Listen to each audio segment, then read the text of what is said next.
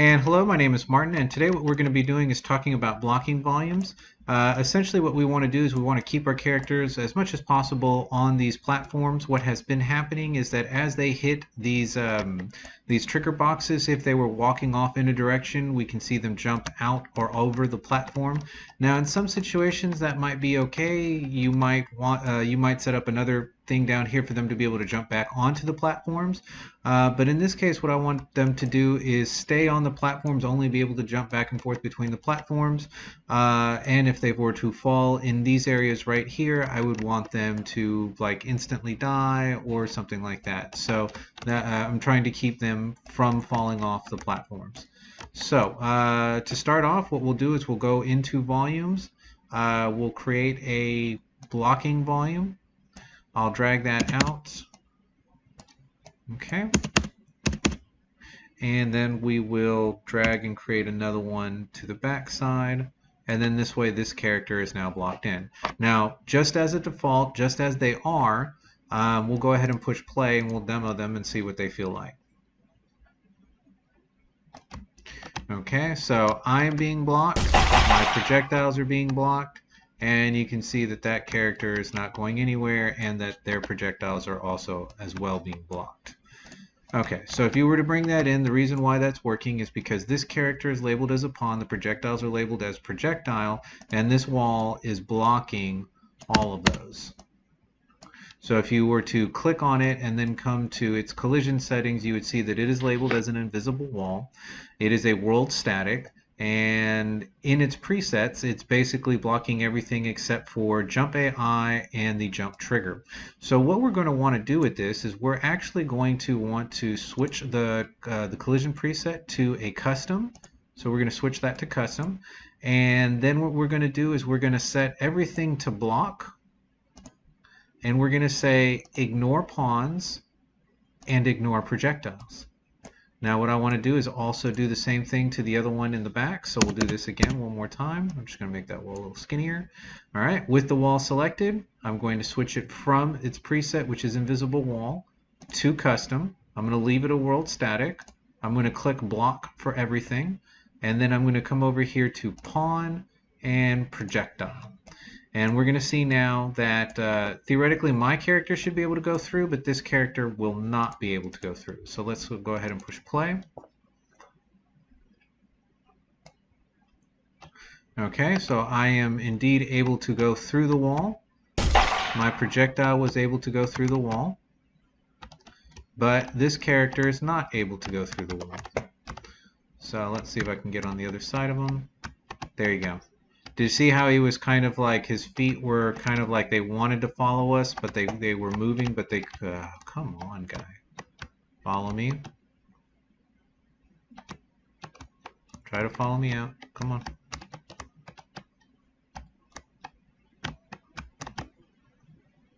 This is so annoying. Is that the extent of that, what you can do? Okay, let's see where he was. And yeah, that was pretty much where he could get to. He was being blocked from that point forward. So you can see that the blocking volumes did indeed keep him inside that area while allowing me freedom to be able to move around. Now the reason why that worked is because if we were to click on the Marduk character and go to the viewport, remember that we have the jump box. The jump box itself, if we go to its collision settings, by default, it is going to ignore everything, right? So it itself is going to ignore everything, but the wall was not ignoring it. See how the wall says, I'm going to block you? There's jump AI, and it's going to block the jump AI. So there, technically what was happening was that little box that we created to use for triggers is now keeping him inside of a certain area using those invisible blocking volumes. Now, everything seems fine, but if we were to test this for, let's say, is the character falling? Because right now the character is on the ground, so the mechanics work a little bit different when the character is on the ground. What I'm going to do is I'm going to take this same blocking volume, I'm going to expand it out a little bit, I'm going to get it to fill the gap.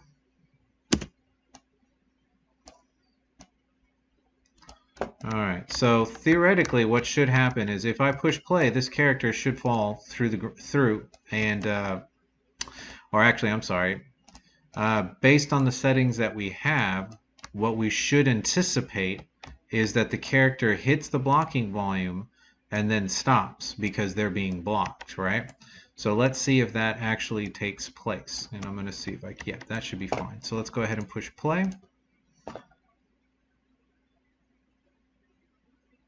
Okay, so you see that this time the blocking volume did indeed not block them.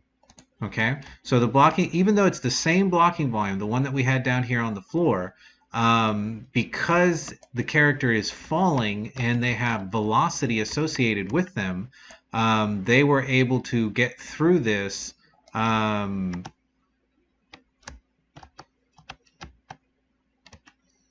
Yeah, they were able to get through that without being blocked. So what we need to do now is we need to change the situation so then that way the character does indeed get blocked, because, you know, if the character is falling or if they're jumping in the air, if we were going to put these on the sides, essentially, even though it worked on the ground when the character was on the ground, it's not going to work with them jumping in the air. So we have to change this. So in order to change this, what I need to do is I need to switch the character. I need to switch this thing to, well, okay, one way I could do it is that I could switch the blocking volume to pawn. But if I switch it to pawn, what's going to end up happening is that it's going to block my character from being able to jump off the ledge in the lateral direction, you know, either left or right from what we're seeing right there on the screen. So I don't want to do that. So what I'm going to need to do is I'm going to have to go back to settings. I'm going to have to go to project settings, and I'm going to have to go underneath engine collision. And here again, underneath object channels, we're going to need to create a new object channel, and we are going to call this enemy. Okay. So now with enemy, I want enemy to normally come in that it is blocking everything, and we're going to hit accept. Okay. So now we'll go into the preset. You know what? I don't even think we need a preset. We just needed to create the object channel. So I'm going to wait for my autosave. There we go. And let's close this. Now, what I can do is I can select the character BP. I can click on not the AI because on the jump AI because we don't want to change that. What I want to do is I want to click on the capsule component, and inside capsule component I want to switch.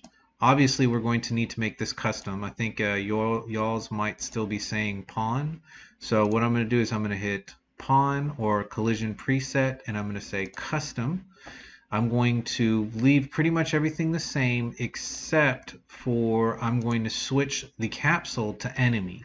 Now at this point we don't have any code that has been attached to this particular capsule. So it's okay to switch it and give it a new designation like enemy. If you, this is very dangerous to do this because if this capsule had been used for some other type of control or code, you would be, excuse the pun, but shooting yourself in the foot. Because now this would be working, but something else would not be working. So it's very dangerous to change this. Just make sure that when you create a situation like this that your character is not, you're not affecting anything else for your character. So let's go ahead and hit compile. Now this is just part of it. What we'll need to do now is we will need to change the blocking volume to now, instead of, we still want it to ignore the pawns, but underneath enemy, and because we said ignore by default, it came in with ignore. So let's go ahead and see now if the character will fall through.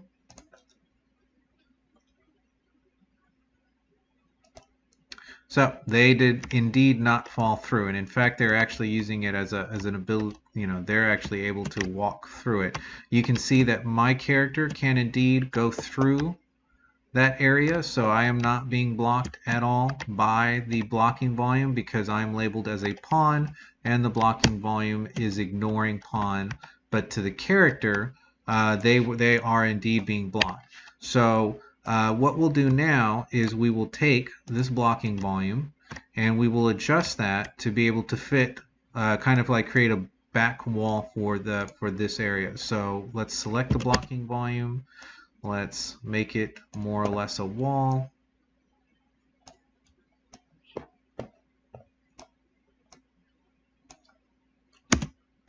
And then adjust it into its setting.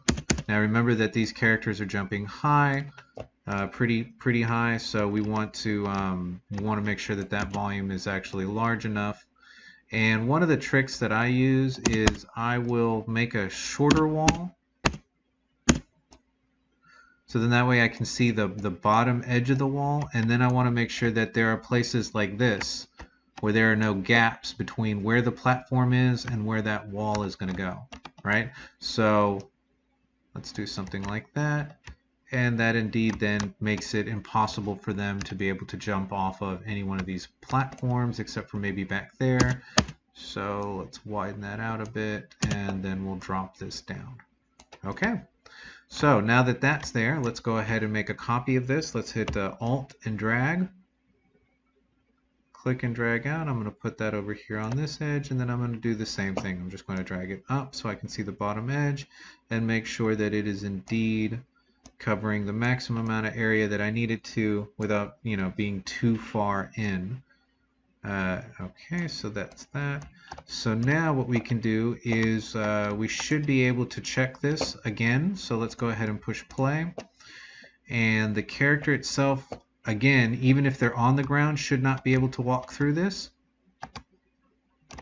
Let's see if they're even reacting to me. Okay, so I was able to walk through, but you'll notice that they are trying to walk through. They are tracking me, but they are not indeed able to walk through. Okay, so that takes care of that. So now the decision becomes, what do I do if they fall down here, right? So you really have two choices at that point. If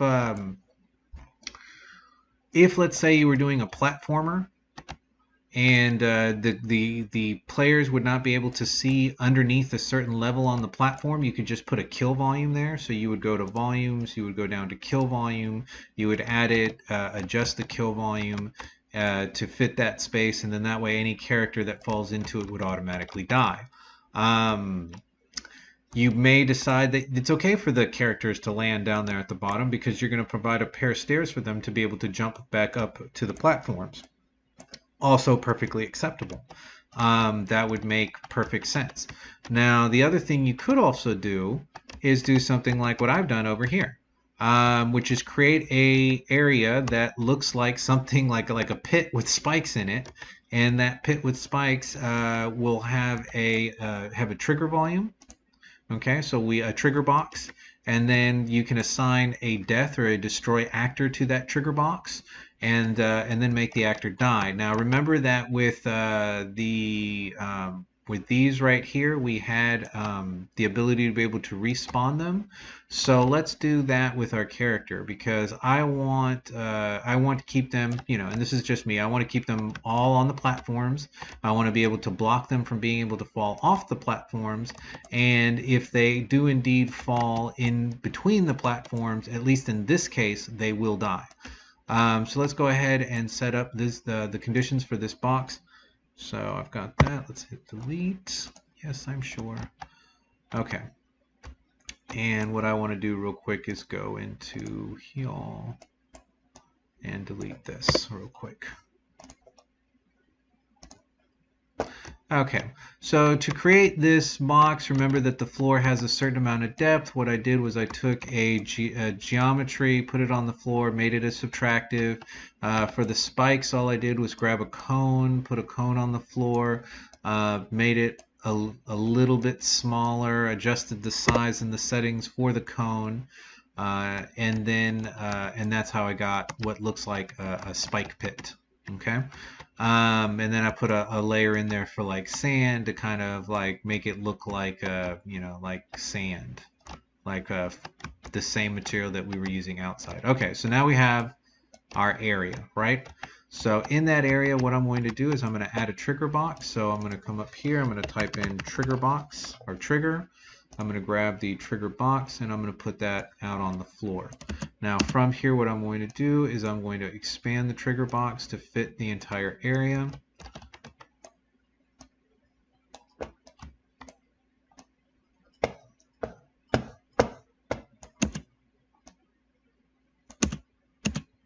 Just make sure that it doesn't have to go severely into the walls, but just make sure that the character can't fall in here and not touch this thing. Okay, and then I also want to expand it above the spikes just in case for whatever reason the character is able to touch the spikes and land on them without actually dying. We want to make sure that the box actually comes up far enough. Okay, so that should be the trigger box.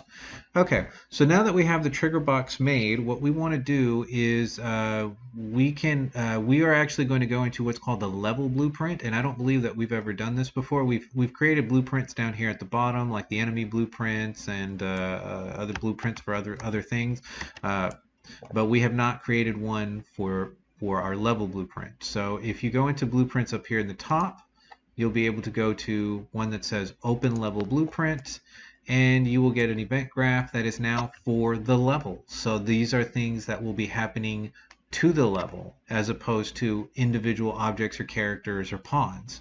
So with the trigger box selected, I'm going to go to Blueprints, Open Blueprints, and I'm going to right-click in this area, and you'll see now, just like if it was over here on the side, that we have the ability to be able to add an event to the trigger box, collision, and on actor begin overlap. So this is going to say, anytime this box gets touched, do this. Now, because I assume that you're going to have multiple characters, we're going to put in a sequence which will allow us to be able to copy the code that we're going to make for this death box or pitfall, and then apply it to other characters. So with sequence there, let's click out and let's type in cast to Murdoch, and we are going to attach it to his BP, so his blueprint. From there, we're going to say destroy the actor. Okay, so destroy actor. Okay, from there we're going to build in a delay. That delay, let's say we add for 5 seconds. And then after that, we're going to say spawn AI from class.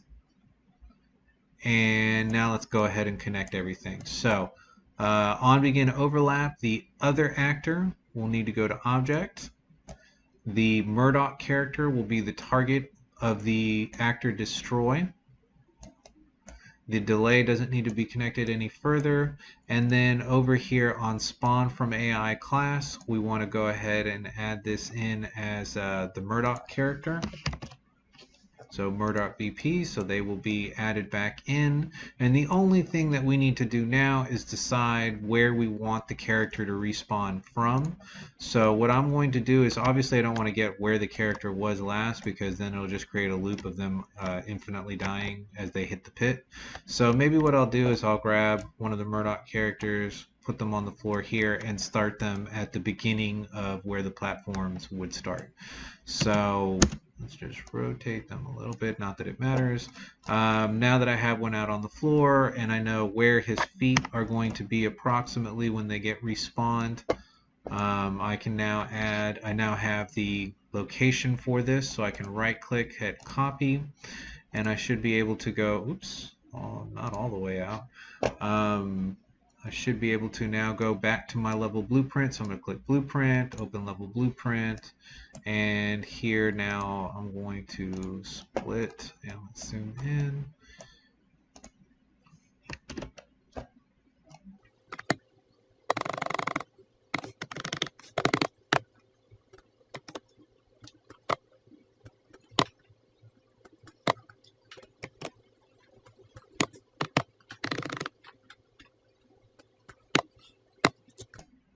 Okay, so now we have our values for the respawn. All right, so that should be it. When the box gets triggered, cast it to the blueprint for the Murdoch character, destroy that actor, delay for 5 seconds, and then respawn back there. So let's go ahead and hit compile. Let's make sure that our character is saved. And let me delete that character from the screen. And what we should see is when this character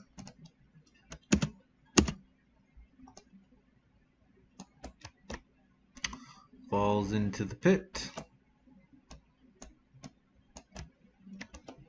Okay. What I'm going to do is I'm going to move my character up this way so we can then witness the event of the person falling, or the Marduk character falling, and then turn around so then we can see them respawn back there.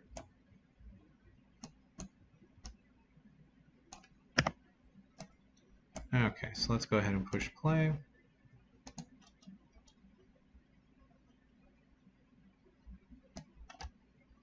So the character fell. Don't feel like they got destroyed though.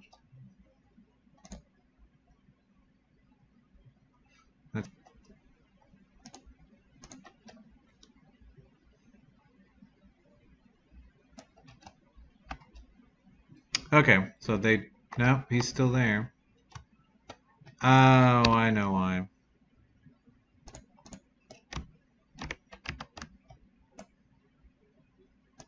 It's this. We still have it as a trigger box. So what we'll need to do is we'll need to switch this over to custom. We'll leave it as a world dynamic, that's fine. But we do indeed need it to not block the enemy. We need to allow it to create the overlap for this, so then that way it can actually fall through. So let's go ahead, because what was happening before is it was blocking and not allowing it to go into the volume, which is the overlap. So this should now work. So let's go ahead and hit save and play.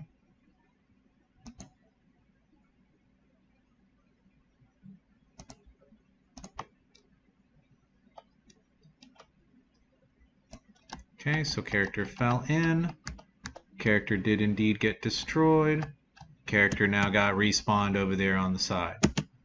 Okay, fantastic. And let's just check and make sure that they do follow us. So it is indeed the character that we have been looking for. Let's wait them land here. Let's see if they'll try to jump through, and yay!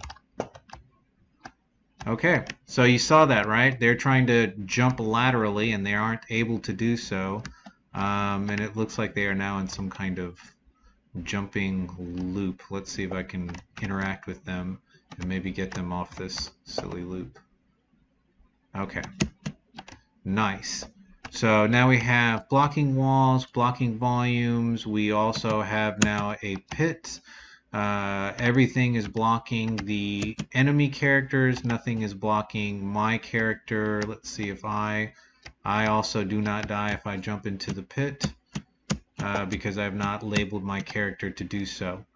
Okay, so fantastic. That's blocking volumes and how to use them, and how to create interesting effects with them. I hope you've enjoyed the video. Have a wonderful day. Bye-bye.